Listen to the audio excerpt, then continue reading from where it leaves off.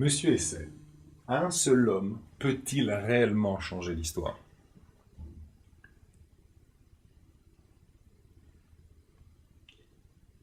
Comment pouvons-nous envisager l'évolution de ce que nous appelons l'histoire? D'abord, méfions-nous.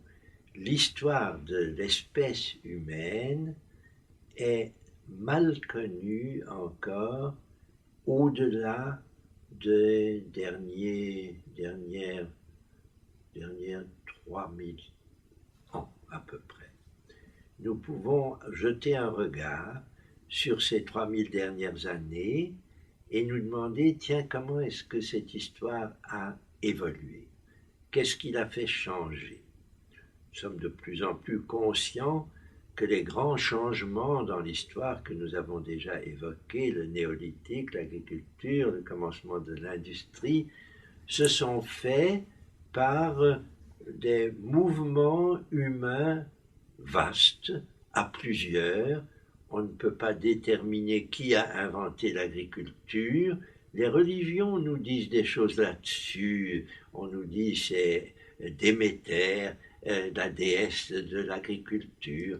Bon, mais en réalité, nous savons bien que ce sont les évolutions multiples des hommes qui ont fait progresser, qui ont fait évoluer, disons pas progresser, mais changer, évoluer la façon dont nous vivons.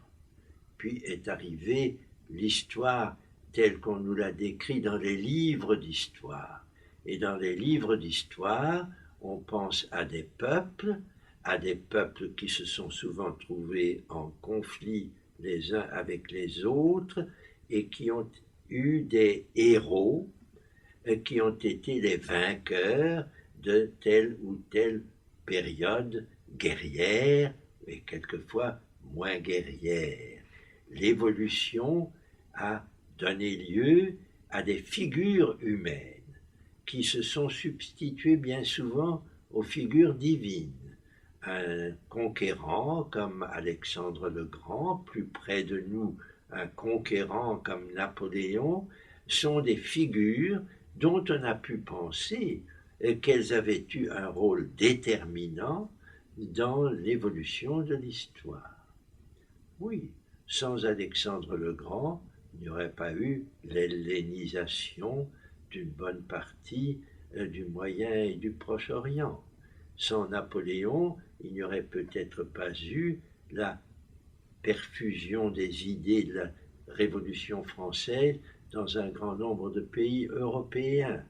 Pour autant, ces hommes-là, ces conquérants, sont-ils ceux qui ont apporté quelque chose de vraiment important à l'évolution? S'ils n'avaient pas existé, peut-être cette venue au monde d'idées et de culture se serait pratiquée autrement. Un seul homme.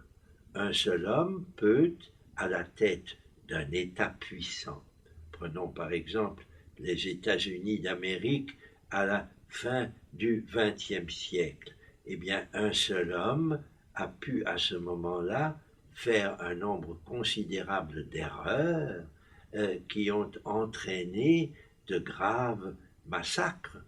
Et un autre, qui vient d'être élu il y a 10 ans, va peut-être donner à ce grand État la possibilité d'avoir une influence nouvelle, peut-être décisive, sur le comportement des sociétés modernes.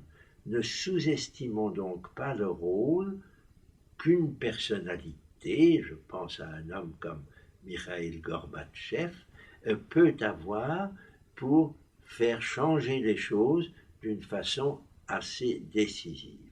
Cela dit, il n'a de chance de le faire que s'il est déjà porté par un mouvement qui existe dans les sociétés humaines et qui lui permet de prendre la tête, peut-être d'en être peut-être le promoteur, peut-être à un moment le responsable, mais sûrement pas l'auteur de ce changement. Il n'en est qu'un porteur. les individus peuvent être d'une importance capitale, heureusement. C'est vrai que nous pouvons penser que de l'imagination, de la créativité d'un homme peut surgir quelque chose d'extraordinairement important pour nous. Un homme comme Socrate, peut-être Aristote, encore plus, peut-être Averroès, encore plus, peut-être aujourd'hui un homme comme Edgar Morin peut apporter énormément à la réflexion et donc aussi au changement. Je pense que nous devons plus aux penseurs, aux créateurs artistiques. Un grand poète comme Hölderlin a pu inspirer des hommes de politique et de réflexion considérables. Donc ne sous-estimons pas l'apport d'un individu, mais ne comptons pas seulement sur des individus exceptionnels pour faire bouger l'espèce. Il faut aussi qu'elle soit mue par une pensée communicable largement, par des éducateurs, par des enseignants qui font surgir un peu partout autour d'eux une responsabilisation du grand nombre à l'évolution nécessaire de notre espèce.